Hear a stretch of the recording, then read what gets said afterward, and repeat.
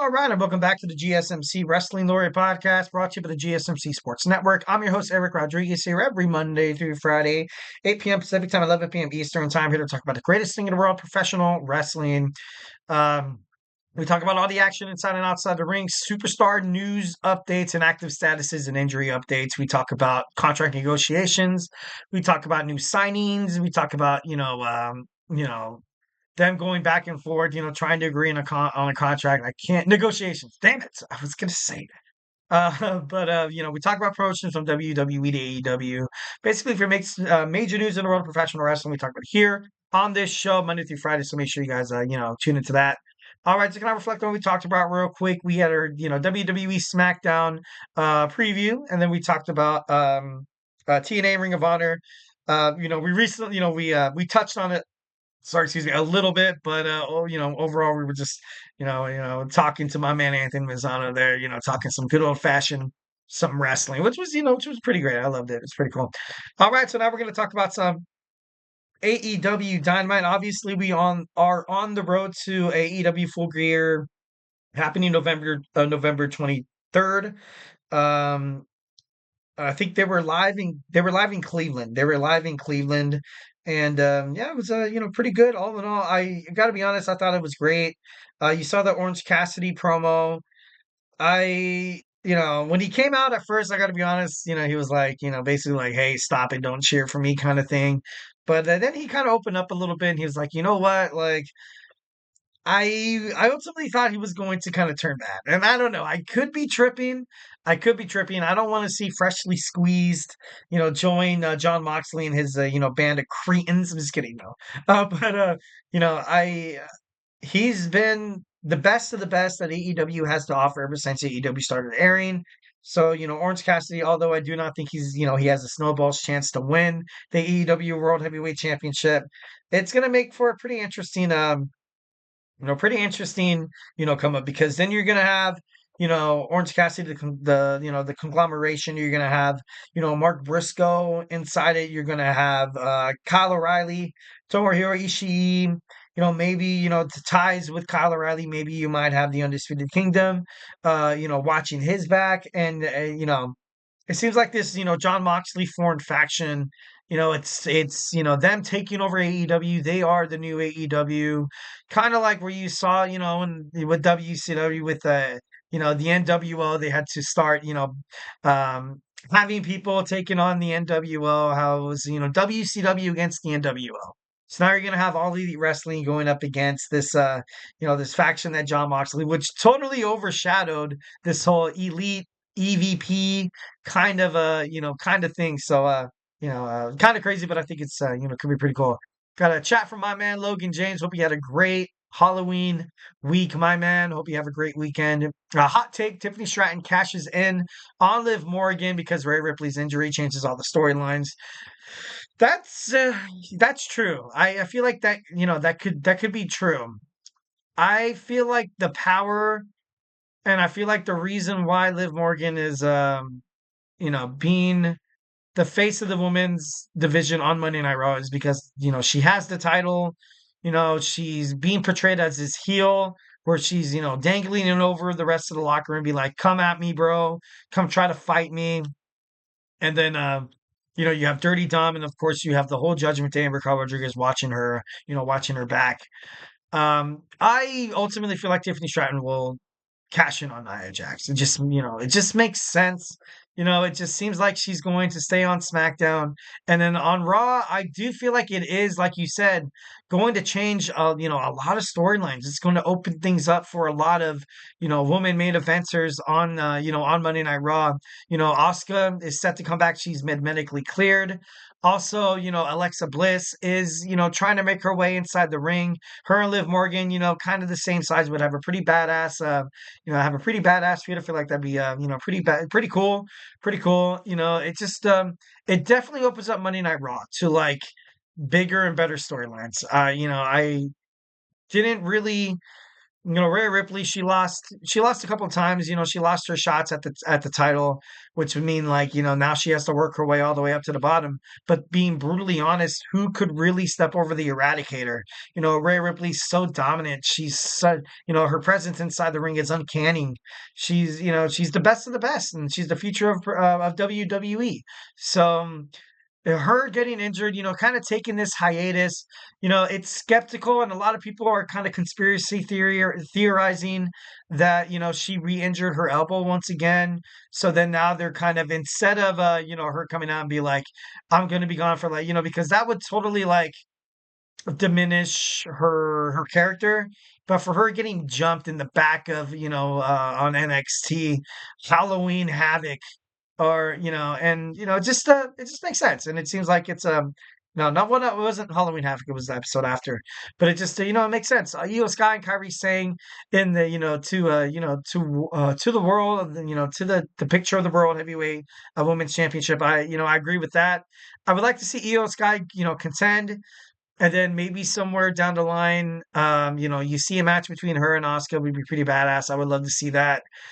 But Liv Morgan has this title on lock. Like it's the only storyline that, in terms of her being relevant on Monday Night Raw, because she just signed a 5-year contract.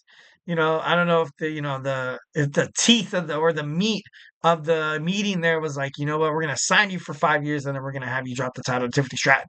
Uh, I for that happening, Tiffany on Monday Night Raw would open up storylines as well. So it's not like it's an absolute no, because WWE has had some unpredictability, some shocking factors recently under the Triple H Paul Levesque era.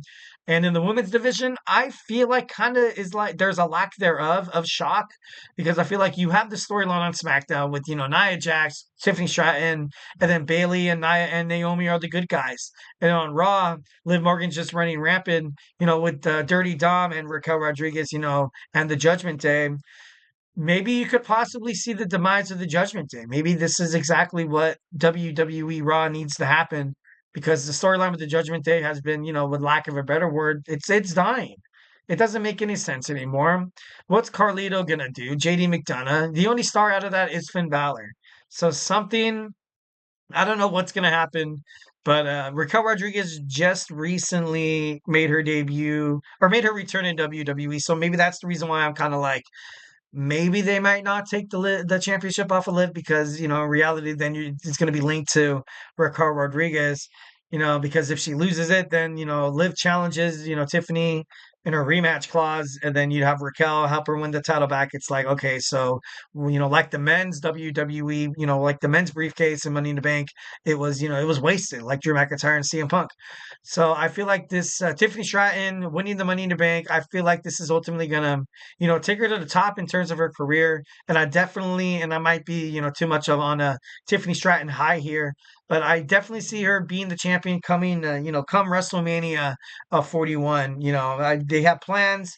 I guess they're planning to have Charlotte Flair come back and feud with Nia Jax first, and then eventually fight Tiffany Stratton at WrestleMania 41. That's quote unquote the plan. Obviously, that's been circulated around the wrestling news media, which it could be great. It could definitely be 1,010%. It could be it could go. It could work out.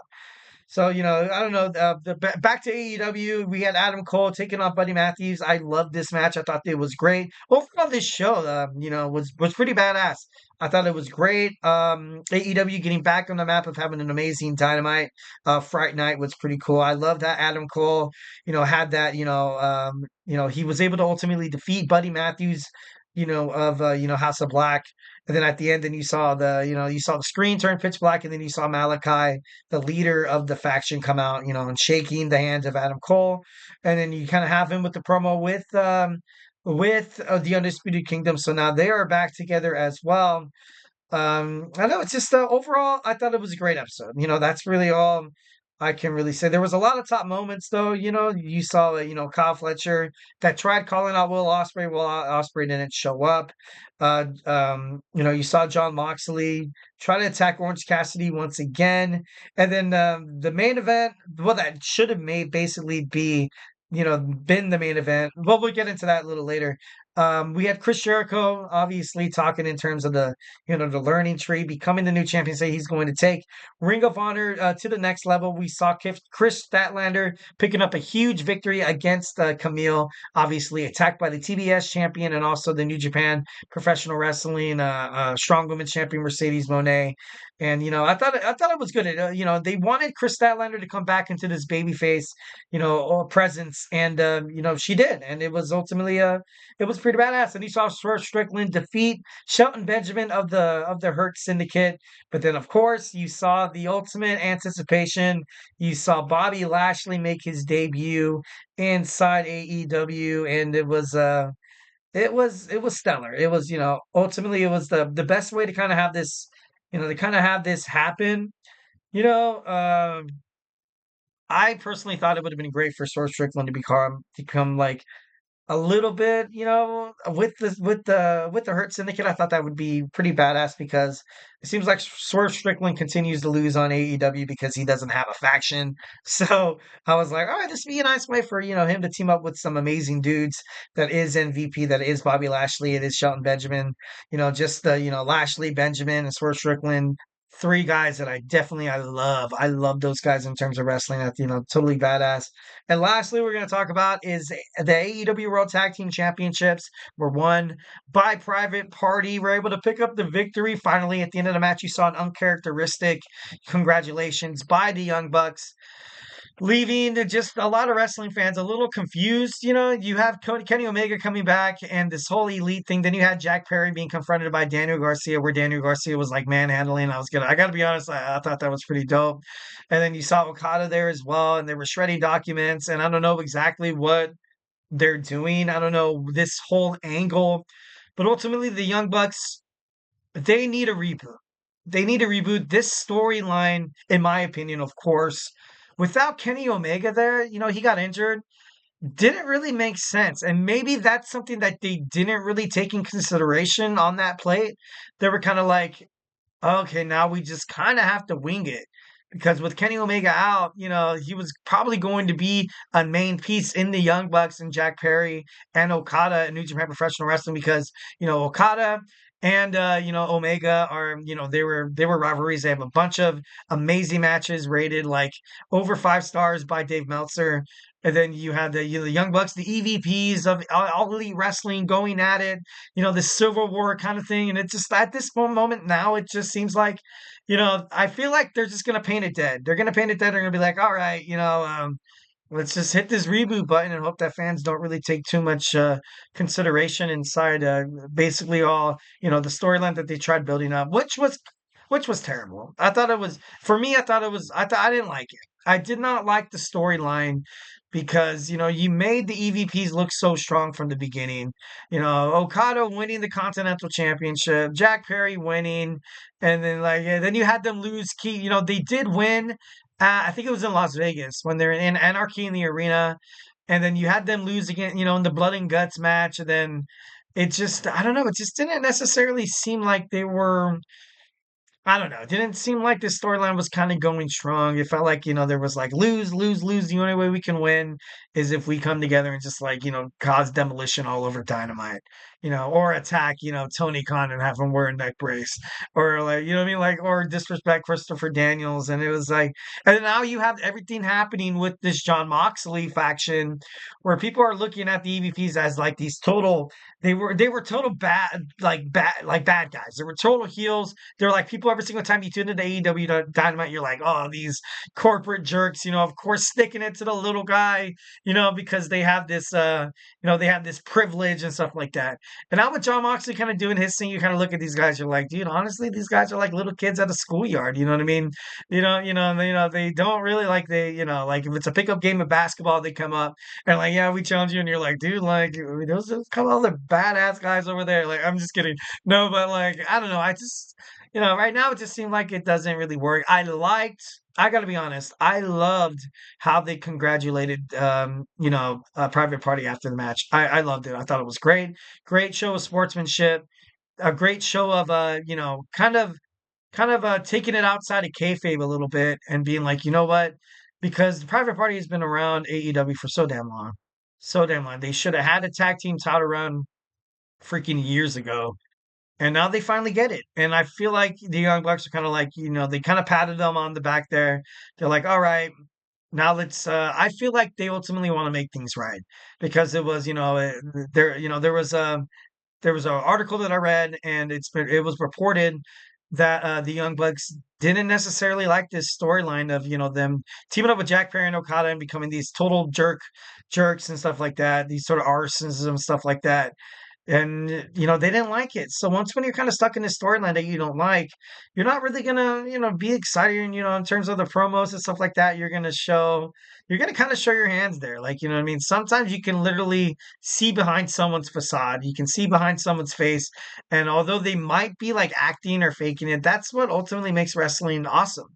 Is that they can keep this kayfabe, they can keep this acting, the choreography and stuff like that going, and sometimes, as wrestling fans, and I've seen it my whole life, sometimes you can see through the superstar and you're like, dude, they look kind of uncomfortable there. Kind of like how Bailey was when she destroyed the Bailey Buddies and became a heel at first. I got to be honest, she wasn't cutting good promos. She was terrible on the mic. And, I got to be honest, I was like, I kind of got him, not embarrassed, but I was kind of like, oh, God, like, I don't know. You just get the heebity jibbities and you're like, oh, it just doesn't really seem like that's working.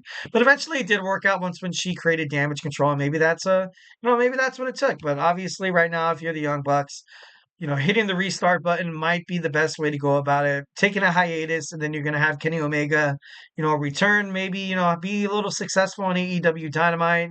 And then, randomly you'll have the Young Bucks. If you want to keep them heels, to attack Omega and be like, all right, like, so then let's this start happen. Let's restart this all over again. So I don't know. It should be interesting to find out what's going to go on. All right, guys, we're going to talk about Chris Bay of ABC, obviously from TNA. A terrible, absolutely horrific landing. Obviously, thoughts, prayers, and condolences go out to him and his family. Obviously, hope nothing but the best. Wish him a speedy recovery. We're going to talk about Chris Bay's neck injury when we return. So hey, do not go anywhere.